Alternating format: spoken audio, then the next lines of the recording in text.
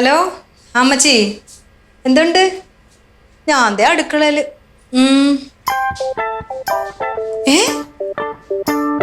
അയ്യോ, എപ്പാ? അശ്ശോ, കഷ്ടമായിപ്പോയല്ലേ അമ്മച്ചി. എന്റെ ദൈവമേ, എനിക്ക് വിശ്വസിക്കാനേ പറ്റുന്നില്ല. ഞാനേ ചാനോടൊന്ന് പറയട്ടെ അമ്മച്ചി, എന്നിട്ട് അങ്ങോട്ട് തിരിച്ചു വിളിക്കാം. ശരി.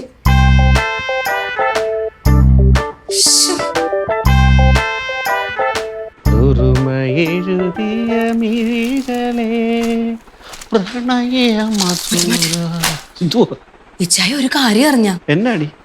നമ്മുടെ വർഗീസേട്ടനില്ലേ നാട്ടിലെ? ഏത് വർഗീസേട്ടൻ? നമ്മുടെ കല്യാണത്തിനൊക്കെ ഫുള്ള് ലൈവായിട്ട് നിന്നൊരു വർഗീസേട്ടൻ. നിന്റെ വീട്ടില് ലൈവായിട്ട് നിന്നാ ഞാൻ എങ്ങനെ അറിയാനാടി? ഇച്ചായൻ അറിയാന്ന്. ആ ശരി, അറിയാമെങ്കിൽ കൊമ്പമീശയൊക്കെ വർഗീസേട്ടൻ. കൊമ്പമീശയുള്ള വർഗീസ്. പുള്ളി എന്താ പറ്റി? ഇതിൽ കൂടുതൽ ഇനി എന്ത് പറ്റാനാ? എന്ത് നല്ല മനുഷ്യനായിരുന്നറിയോ? അങ്ങേർക്ക് ഈ ഗതി വന്നല്ലോ എന്ന് ഓർക്കുമ്പോഴാ.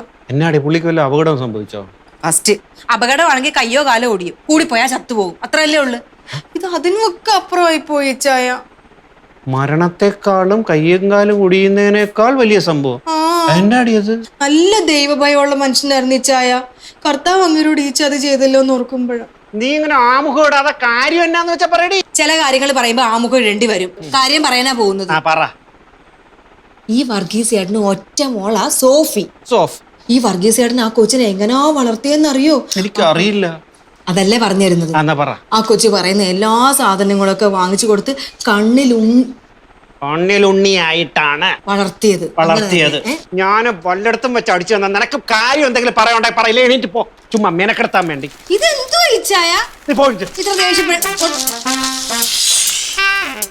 ഇപ്പൊ എന്താന്നറിയോ പറ്റിയത് ഈ സോഫിക്ക്? എന്നാ പറ്റിയത്? ഈ സോഫിക്ക് കഴിഞ്ഞ ആഴ്ച ഒരു കല്യാണാലോചന വന്നു. കല്യാണ പ്രായമായെങ്കിൽ ആലോചന വന്നു. ചെറുക്കനും പെണ്ണിനും അങ്ങോട്ടും ഇങ്ങോട്ടും ഇഷ്ടമായി, ഡേറ്റ് വരെ ഫിക്സ് ചെയ്തു. അങ്ങനെയാണല്ലോ വേണ്ടേ? കല്യാണം അങ്ങ് മുടങ്ങിപ്പോയി. ഞാൻ വല്ലയിടത്തും വെച്ച് അടിച്ചു വന്നോണ്ടല്ലോ. എടി, മരണത്തെക്കാൾ വലിയ സംഭവം എന്ന് പറഞ്ഞ ഇതാണോ? എടി, കല്യാണം മുടങ്ങാന്ന് പറഞ്ഞാൽ ഇപ്പൊ ഈ നാട്ടിലൊക്കെ സ്വാഭാവികമായിട്ട് നടക്കുന്ന ഒരു സംഭവമാണ്. അവൾക്ക് ഇനിയും കല്യാണ ആലോചന വരും. സോഫിയുടെ കല്യാണം നടക്കുകയും ചെയ്യും. കല്യാണം മുടങ്ങിയത് 2 ആഴ്ചക്ക് മുമ്പാ. ഇത് അക്കാര്യമല്ലെന്ന്. ഇപ്പോഴത്തെ സംഭവം വേറെയാ. അത് എന്താ? അതിലേക്കല്ലേ വരാൻ പോകുന്നത്. അതിലേക്ക് പിന്നെ വാ. ഇനി ഞാൻ പറയുന്ന കാര്യം കേട്ടാ ഇച്ചായ ഞെട്ടും. എന്നാ പിന്നെ എന്നെ ഞെട്ടിക്ക്. ഈ സോഫിയില്ലേ ഇച്ചായ, ഇന്നലെ ഒരുത്തന്റെ കൂടെ ഒളിച്ചോടിപ്പോയി. ഞെട്ടിയില്ലേ? എന്താ ഇച്ചായ ഞെട്ടാത്തത്? എടി, ഈ കാലത്ത് ഇതൊക്കെ സ്വാഭാവികമായിട്ട് നടക്കുന്ന കാര്യങ്ങളാണ്. അതൊന്നും ഒരു വാർത്തയേ അല്ല. എന്റെ ഇച്ചായ, ഈ പയ്യന്റെ കൂടെ ഒളിച്ചോടി പോകാനാ വന്ന കല്യാണാലോചന ഈ സോഫി മുടക്കിയത്. സ്വാഭാവികം. അവൾക്ക് ഇഷ്ടമില്ലാത്ത കല്യാണത്തിന് വീട്ടുകാരെ നിർബന്ധിച്ച് കെട്ടിക്കാൻ നോക്കി. അവള് ബുദ്ധിയുള്ളതുകൊണ്ട് അതിൽ നിന്ന് ചാടിപ്പോയി. എന്തായാലും സോഫി ചെയ്തത് ഭയങ്കര തെറ്റായി പോയി. ഈ വർഗീസ് ചേട്ടൻ ആ കൊച്ചിനെ എങ്ങനെയാ വളർത്തിയെന്നറിയോ? നീ കുറെ നേരമായിട്ട് വർഗീസ് ചേട്ടൻ എങ്ങനെയാ വളർത്തിയെന്ന് ചോദിക്കുന്നുണ്ടല്ലോ. അതെ, ചോദിക്കുന്നത് എല്ലാം വാങ്ങി കൊടുത്തു. കണ്ണിലെ കൃഷ്ണമണി അല്ലേ, കൃഷ്ണമണി പോലെയാണ് വളർത്തിയെന്ന്. അങ്ങനെ അത്രയും കൃഷ്ണമണി ആയിരുന്നെങ്കിൽ ഇവള് ഈ കാര്യം ചോദിക്കുമ്പോ അതങ്ങ് സമ്മതിച്ചു കൊടുത്തിരുന്നെങ്കിൽ പ്രശ്നം വല്ലതും ഉണ്ടായിരുന്നോ? ആണോ? കല്യാണ കാര്യമൊക്കെ തീരുമാനിക്കുന്നത് വീട്ടുകാർ തമ്മിലാണ്. നമ്മുടെ കല്യാണം അങ്ങനെയല്ലേ നടത്തിയത്? നമ്മുടെ കല്യാണം അങ്ങനെ ആയതുകൊണ്ട് ബാക്കി എല്ലാവരും അങ്ങനെ തന്നെ കെട്ടണമെന്ന് നിർബന്ധം വല്ലതും ഉണ്ടോ? എന്റെ പൊന്നെ ആലീസേ, കല്യാണം എന്ന് പറയുന്നത് കല്യാണം കഴിക്കുന്ന 2 പേരുടെയും ഇഷ്ടം മാത്രമാണ്. അവിടെ വേറെ ആർക്കും സ്ഥാനമില്ല. ഇപ്പൊ കല്യാണം ഈ സ്നേഹിക്കുന്നവരുടെ മാത്രം സ്വത്താണ് ഈ കല്യാണം. അതിനിടയിൽ കയറി ആരെങ്കിലും ഇടപെട്ട് കഴിഞ്ഞാൽ ഇങ്ങനെ ഇരിക്കും. എന്തൊക്കെ പറഞ്ഞാലും ആ കൊച്ചു കാണിച്ചത് ഒട്ടും ശരിയായില്ല. 2 വീട്ടുകാരെയും ധിക്കരിച്ച് കല്യാണം നടത്തിയത് ഒട്ടും ശരിയായില്ല. ആയിക്കോട്ടെ, നിന്റെ വിശ്വാസം നിന്നെ രക്ഷിക്കട്ടെ. നിന്റെ കല്യാണം നിന്റെ ഇഷ്ടം പോലെ നടന്നതിൽ നിനക്ക് സന്തോഷമുണ്ടല്ലോ, അതിൽ സമാധാനിക്ക്. ആരോ ഒരാൾ എവിടെയോ വെച്ച് കല്യാണം കഴിച്ചോണ്ട് നീ ഇത്ര വലിയ സംഭവം പോലെ, എന്താണ് മരണത്തെക്കാളും ആക്സിഡന്റിനേക്കാൾ വലിയ സംഭവമാണ് സ്വന്തം ഇഷ്ടത്തിന് സ്വന്തം ഇഷ്ടപ്പെട്ട ഒരു ചെറുക്കൻ്റെ കൂടെ പോയതല്ലേ? നന്നായിരിക്കും. ഞങ്ങളുടെ വർഗീസ് ചേട്ടനാ. എൻ്റെ വർഗീസ് ചേട്ടൻ ഞങ്ങളുടെ മീശ ആദ്യം കട്ട് ചെയ്ത് കളയണം. മറ്റേ പൊന്നാണ്, മാങ്ങയാണ്, തേങ്ങയാണ്. ഇതാരത് കൂടെ വരുമായിരിക്കും അല്ലേ?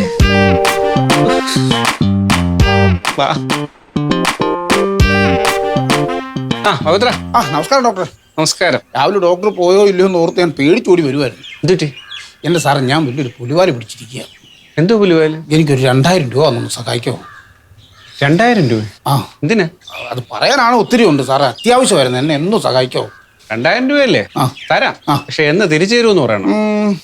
കൂടി വന്ന ഒരാഴ്ചക്കുള്ളിൽ ഞാൻ തിരിച്ചു തന്നേക്കാം. ഇതിന്റെ ഒരു ആലീസിന്റെ മുഖം ഭയങ്കര ഗൗരവത്തിലാണല്ലോ. ആ പവിത്രത് കേൾക്കണം, ഞെട്ടിപ്പോവും. ഇവളുടെ നാട്ടിൽ ഏതോ ഒരു പെണ്ണ് ഏതോ ഒരുത്തന്റെ കൂടെ ഒളിച്ചോടിപ്പോയി. അതിന്റെ ഗൗരവമാണ്. രാവിലെ തന്നെ ഗൗരവത്തിൽ ഇരിക്കാൻ എന്തെങ്കിലും ഒരു കാരണം വേണ്ടേ? ഇന്ന് ഇതാണ് കാരണം. എന്റെ പൊന്നു ഡോക്ടറെ, ഒളിച്ചോട്ടോന്ന് കേൾക്കുമ്പോൾ ബാക്കിയുള്ള ചങ്ക് കടന്നിരിക്കുക. എന്ത് പറ്റി? ഞാൻ ആകെ ഗതികേടിലാന്നേ. എന്താ സംഭവം എന്ന് പറ. കാര്യം പറഞ്ഞു വന്നാ ഒരു പെണ്ണ് കേസാ. പെണ്ണ് കേസാ? പെണ്ണ് കേസ് എന്ന് പറഞ്ഞാൽ നിങ്ങൾ ഉദ്ദേശിക്കുന്ന പോലെയല്ല. 2 പെണ്ണുങ്ങൾ തമ്മിലുള്ള ഒരു കേസ്. ഇതേതായി 2 പെണ്ണുങ്ങള്? പെണ്ണ് നമ്പർ 1 ഞങ്ങളുടെ അമ്മച്ചി.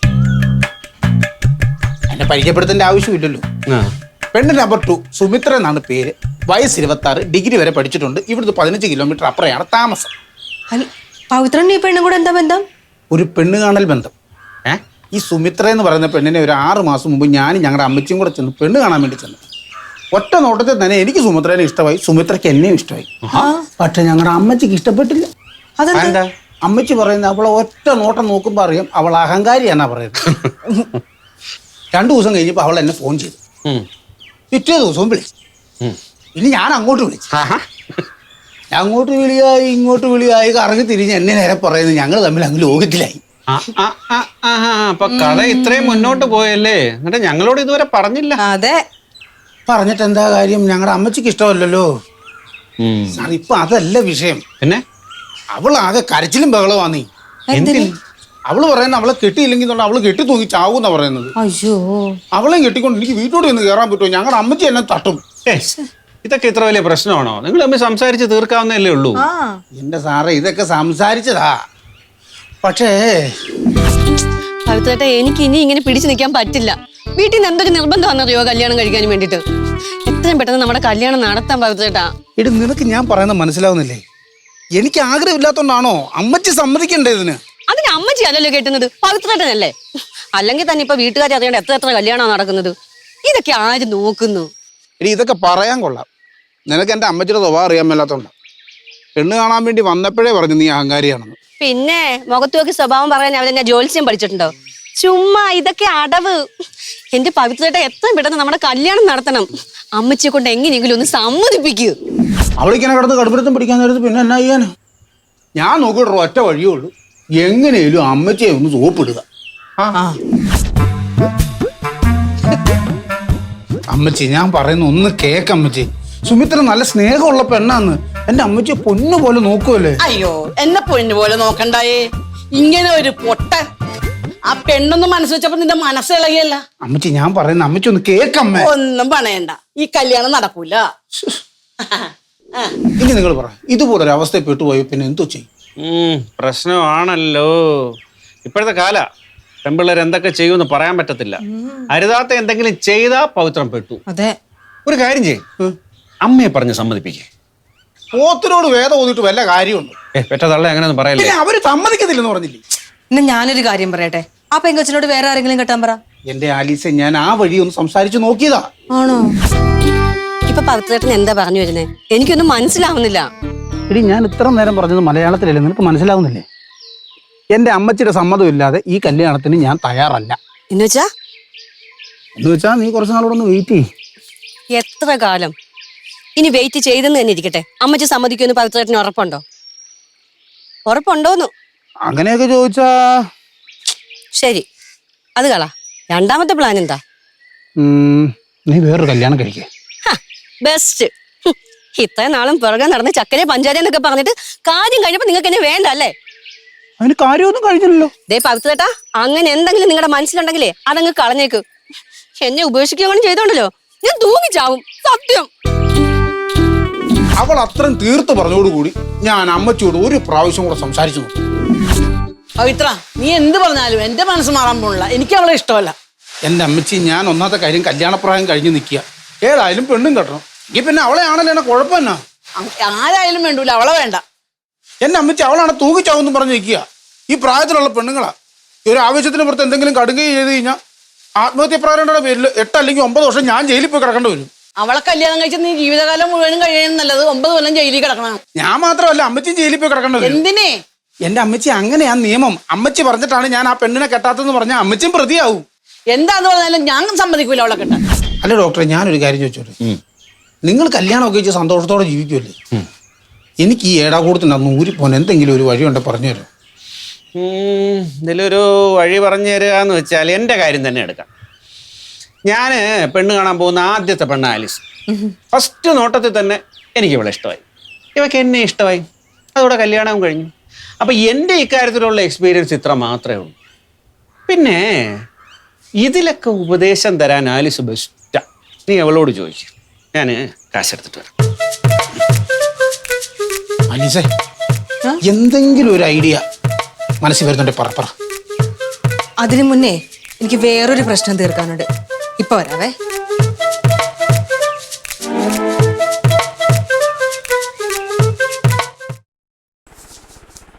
അതെ, ഇച്ചാൻ അവിടുന്ന് ഒരു ഡയലോഗ് അടിച്ചിട്ട് പോന്നല്ലോ. അതിന്റെ അർത്ഥം എന്തുവാ? എന്ത് ഡയലോഗ്, എന്തർത്ഥം? ഇച്ചാൻ ആദ്യമായിട്ട് കണ്ട പെണ്ണ് ഞാനാണ്, ആ പെണ്ണെ തന്നെ കല്യാണം കഴിക്കുകയും ചെയ്തു, ഈ കാര്യത്തിൽ എനിക്ക് ഇത്രേ എക്സ്പീരിയൻസ് ഉള്ളൂ എന്ന് പറഞ്ഞില്ലേ? പറഞ്ഞു. അത് സത്യമാ? അല്ലെന്താ? അത് സത്യമാണ്. പക്ഷെ അത് കഴിഞ്ഞിട്ട് വേറൊരു കാര്യം പറഞ്ഞല്ലോ. എന്ത് കാര്യം? ഇനി ഇക്കാര്യത്തിൽ എന്തെങ്കിലും സംശയം ഉണ്ടെങ്കിൽ നീ ആലീസിനോട് ചോദിക്കാൻ. അതിന്റെ അർത്ഥം എന്തുവാ? അങ്ങനെ പ്രത്യേകിച്ച് അർത്ഥമൊന്നുമില്ല. ഉണ്ട്. ഈ കാര്യത്തിൽ ഇച്ചായനിലും എക്സ്പീരിയൻസ് എനിക്കാണെന്ന്. അതല്ല അതിന്റെ അർത്ഥം? ഞാനങ്ങനെ ഉദ്ദേശിച്ചിട്ടില്ല. ഇച്ചായ അല്ലേലും മറ്റുള്ളവരുടെ മുമ്പിൽ വെച്ച് എന്നെ കൊച്ചാക്കുക എന്നുള്ളത് ഇച്ചായന്റെ പണ്ടേ ഉള്ള സ്വഭാവമാണ്. എന്നാടി? അതെ, എന്നെ പെണ്ണ് കാണാൻ ഒരുപാട് ആണുങ്ങൾ വന്നിട്ടുണ്ട്. അതിന്റെ അർത്ഥം എന്തുവാ? ഇച്ചായൻ ആദ്യമായിട്ട് കണ്ടത് എന്നെ ഇച്ചായൻ ഇഷ്ടപ്പെടുകയും ചെയ്തു. അതെന്തുകൊണ്ടാ? എന്റെ മിടുക്ക്, എന്റെ സൗന്ദര്യം. എന്നെ പെണ്ണ് കാണാൻ വന്ന എല്ലാ ആണുങ്ങൾക്കും എന്നെ ഇഷ്ടപ്പെട്ടു. പക്ഷെ ഓരോറ്റ കൊന്തന്മാരെ എനിക്ക് ഇഷ്ടപ്പെട്ടില്ല. എനിക്ക് ആകെ ഇഷ്ടപ്പെട്ടത് ഈ കോന്തനെ. അതുകൊണ്ടാ നിനക്ക് ബുദ്ധിയില്ല എന്ന് പറയണം. എൻ്റെ പൊന്നുമക്കളെ, നിന്നെ കണ്ടാൽ ആർക്കാടി ഇഷ്ടപ്പെടാത്തത്? നീ സൗന്ദര്യധാമല്ലേ, the most beautiful girl, the gorgeous Alice, Alice in വണ്ടർലാൻഡിലെ ആലീസ് അല്ലേടി നീ. നിന്നെ ആർക്കെങ്കിലും അങ്ങനെ വേണ്ടെന്ന് പറയാൻ പറ്റുമോ? എൻ്റെ പൊന്നുമക്കൾ, ഇപ്പോൾ ഒരു കാര്യം ചെയ്യ്, ഈ കാശ് കൊണ്ടുപോയി അവന് കൊടുക്ക്. കളിയാക്കിയതാണോ? ഓടി അവിടുന്ന്. കൊച്ചു അയ്യോ എന്നാ സൗന്ദര്യം അടിപ്പോ, എൻ്റെ സുന്ദരി കുട്ടിപ്പോ.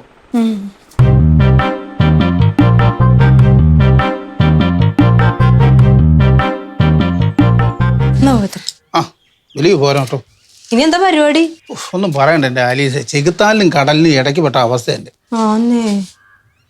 ഞാൻ പറയുന്ന കാര്യമാണ് അമ്മച്ചിക്കും മനസ്സിലാകുന്നില്ല, സുമിത്രയ്ക്കും മനസ്സിലാകുന്നില്ല. ആലീസ് എനിക്ക് വേണ്ടി ഒരു ഉപകാരം ചെയ്യോ? ഞാൻ ആ സുമിത്രയെ ഫോൺ ചെയ്തു തരാം.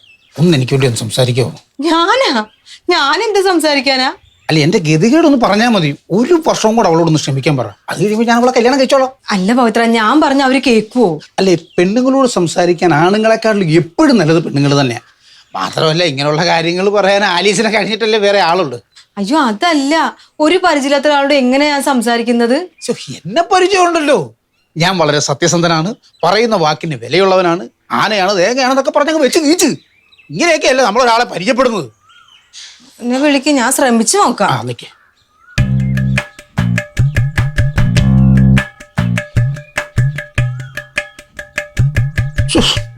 ഇവര് എടുക്കുന്നില്ലല്ലോ. അല്ലേലും അങ്ങനെയാ, അത്യാവശ്യം വിളിച്ചപ്പോ ഇവിടെ എടുക്കുവല്ല. അല്ലെങ്കിൽ ഓരോ മണിക്കൂർ തിരിച്ച് ഇങ്ങോട്ട് വിളിക്കുന്ന. ആ നമ്പർ ഒന്ന് എനിക്ക് തന്നേക്ക്, ഞാൻ ഇടയ്ക്ക് വിളിച്ചോളാം. ഒരു കാര്യം ചെയ്യും, ഞാൻ അലീസിന്റെ മൊബൈലിലേക്ക് അയച്ചിടാം. ഞാൻ ഇറങ്ങട്ടെന്നാ. ശരി ശരി.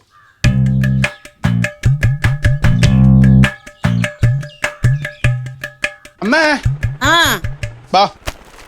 ആ സാധനം കൊണ്ടുണ്ടല്ലോ. നീയല്ലേ പറഞ്ഞ രാവിലെ കാശൊന്നും കയ്യിലല്ലോ.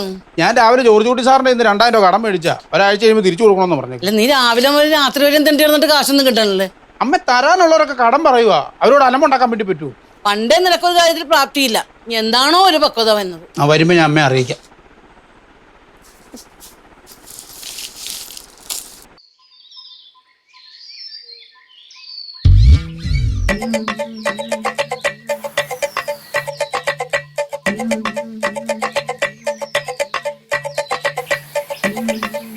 എന്റെ ഈശ്വര, സുമിത്രയല്ലേ അത്? ദൈവമേ, ഇന്നിവിടെ എന്തെങ്കിലുമൊക്കെ നടക്കും.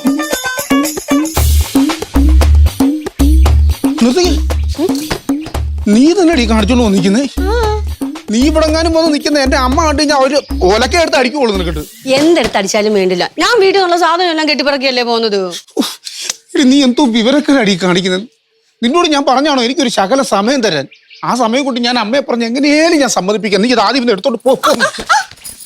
ഇങ്ങോട്ടാ ഞാൻ പോകാനും വേണ്ടിട്ടൊന്നുമല്ല ഞാൻ കെട്ടിപ്പറക്കി ഇങ്ങോട്ട് വന്നത്. ഞാൻ പോവില്ല. ദൈവം ഇവിടെ കൊലപാതകം നടക്കൂല്ലോ. ആലീസിനോട് ഞാൻ പറഞ്ഞാ നിന്നെ വിളിച്ചൊന്ന് കാര്യം പറഞ്ഞൊന്ന് മനസ്സിലാക്കാൻ. അതങ്ങനെ ആരെങ്കിലും വിളിച്ചാൽ നീ ഫോൺ എടുക്കൂ. ആലീസ് ചേച്ചി എന്നെ വിളിച്ചായിരുന്നു. എന്നിട്ടാണോ നീ ഇതെല്ലാം പൊക്കി പിടിച്ചോണ്ട് ഇങ്ങോട്ട് വന്നത്? ആലീസ് എന്നാ പറഞ്ഞു തന്നിട്ട്? അത് ഹലോ ഹലോ, ആ സുമിത്ര അല്ലേ? ഞാൻ ആലീസ്, ജോർജ് കുട്ടി ഡോക്ടർ ഇല്ലേ, മൃഗാശുപത്രിയിലെ ഡോക്ടറുടെ ഭാര്യയാ. ആ മനസ്സിലായി, പവിത്രേട്ടൻ പറയാറുണ്ട്. ഓ ശരി ശരി. അതെ, ഞാൻ വിളിച്ചതേ നിങ്ങളുടെ ഇടയിലുള്ള പ്രശ്നങ്ങളൊക്കെ പവിത്ര എന്നോട് പറഞ്ഞു. അപ്പൊ എന്നോട് പറഞ്ഞു ഒന്ന് സംസാരിക്കാവോ ഒന്ന് സുമിത്രയോട്. അതാ ഞാൻ വിളിച്ചത്. എൻ്റെ സുമിത്രേ, ഞാനും ഒരു പെണ്ണാണ്. നമ്മൾ പെണ്ണുങ്ങൾ ഒരാളെ സ്നേഹിച്ചു പോയാലേ അതിൽ നിന്ന് പിന്നെ പിന്മാറാൻ ഭയങ്കര പാടാണ്. സുമിത്ര ഇക്കാര്യത്തിൽ ഒരു വിട്ടുവീഴ്ചയ്ക്കും തയ്യാറാവരുത്. ഞാൻ എന്ത് ചെയ്യാനാ ചേച്ചി? പവിത്രേട്ടൻ അമ്മച്ചിയെ പേടിയാ. ആ, പവിത്രൻ അങ്ങനെ പലതും പറയും. പവിത്രന്റെ വാക്ക് കേട്ടാലേ സുമിത്രക്ക് മര്യാദക്ക് ജീവിക്കാൻ പറ്റത്തില്ല. അല്ലെങ്കിൽ തന്നെ ഈ അമ്മച്ചിക്ക് ഇതിലെന്താന്നേ കാര്യം? സുമിത്ര സ്നേഹിച്ചത് ആരെയാ? പവിത്രനെ അല്ലേ?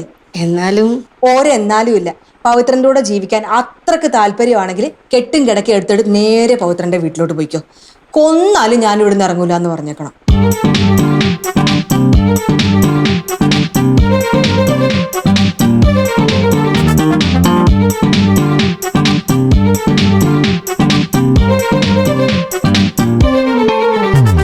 ദേ, ഞാൻ പറഞ്ഞതുപോലെ കേട്ടാ സുമിത്രക്ക് പവിത്രന്റെ കൂടെ സുഖമായിട്ട് ജീവിക്കാം. അല്ലെങ്കിൽ അമ്മച്ചിയുടെ വാക്ക് കേട്ട് പവിത്രൻ വേറെ പെണ്ണ് കിട്ടുവേ. അയ്യോ അയ്യോ, ഞാൻ കരയാൻ വേണ്ടി പറഞ്ഞതല്ല. എന്റെ പൊന്ന് സുമിത്രേ, നമ്മുടെ കാര്യങ്ങൾ പറയാൻ നമ്മൾ തന്നെ മുന്നോട്ടിറങ്ങണം. സുമിത്ര ഒന്നും കൊണ്ടും പേടിക്കണ്ട. ഞാനും ഇച്ചായന് സുമിത്രയുടെ കൂടെ കട്ടയ്ക്കുണ്ട്. ഈശ്വര, ആലീസ് നിന്നോട് അങ്ങനെയാണോ പറഞ്ഞേ? ആലീസ് ചേച്ചിയും കൂടെ പറഞ്ഞപ്പോ എനിക്ക് ധൈര്യമായി. അതല്ലേ ഞാൻ പെട്ടെന്ന് ഇങ്ങ് പോകുന്നത്. ആരാ പവിത്ര അത്? അമ്മച്ചി എല്ലാം കഴിഞ്ഞു, പൂർത്തിയായി. അമ്മേ, അല്ല സുമിത്ര ഇതിലെ കൂടെ പോയപ്പോഴത്തേക്ക് വെറുതെ കയറിയതാന്ന്. അമ്മച്ചിക്ക് സുഖമാണോന്ന് അറിയാൻ വേണ്ടിയിട്ടൊന്ന്. ഞാൻ വെറുതെ ഒന്നുമല്ല, ഞാൻ ഇനി തൊട്ട് ഇവിടെ താമസിക്കുന്നത്.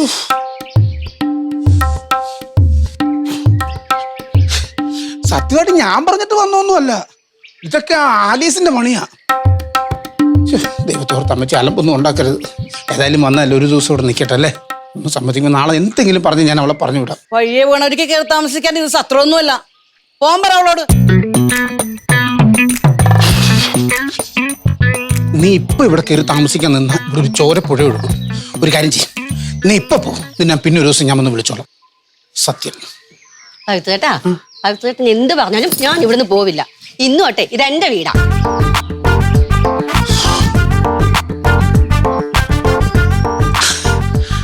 സുമിത്ര പറയുന്ന അവിടെ വീട് എന്നാ പറയുന്നത്.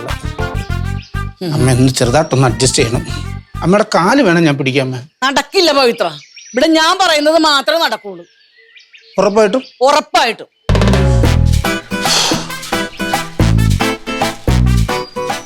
നീ പോകുന്നുണ്ടോ? ഇല്ല. ഉറപ്പാണോ? ഉറപ്പ്. എങ്കിൽ പിന്നെ ഒരു കാര്യം ചെയ്യാം, ഞാനിവിടുന്ന് ഇറങ്ങി അങ്ങ് പോവാം. ഞാനിവിടുന്ന് ഇറങ്ങിപ്പോയിട്ട് വല്ല ട്രെയിനിന് പോയി തല വെക്കും. അന്നേരം രണ്ടും കൂടെ പഠിച്ചോളും. ഇങ്ങനെയുണ്ടോ മനുഷ്യന് വാശി? രണ്ടുപേരും കൂടെ കേൾക്കാൻ വേണ്ടി ഞാൻ പറയുക. ഇതിനെന്തെങ്കിലും തീരുമാനത്തിന് എന്തെങ്കിലും മാറ്റം ഉണ്ടോ? പവിത്രേട്ടാ.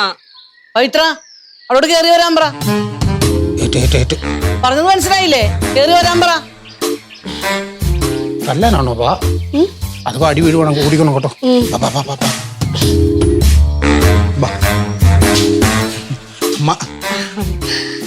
നീ കേറിപ്പോ. നിന്റെ മുറി ഇത്. അത് ഓ, നീ എവിടെ പോണം? നിന്റെ മുറി ഇത്. ഇതോ? ആ, ഭീഷണി കേട്ടിട്ടൊന്നുമല്ല നിന്റെ. നീ പോയാലും ഉടമ്പലും പോകുന്ന എനിക്കറിയാം. വിശക്കുമ്പോ തിരിച്ചു കയറി വരുമല്ല. നീ പോ. ഒരു പ്രേമക്കാരൻ നടക്കണം. ചായ.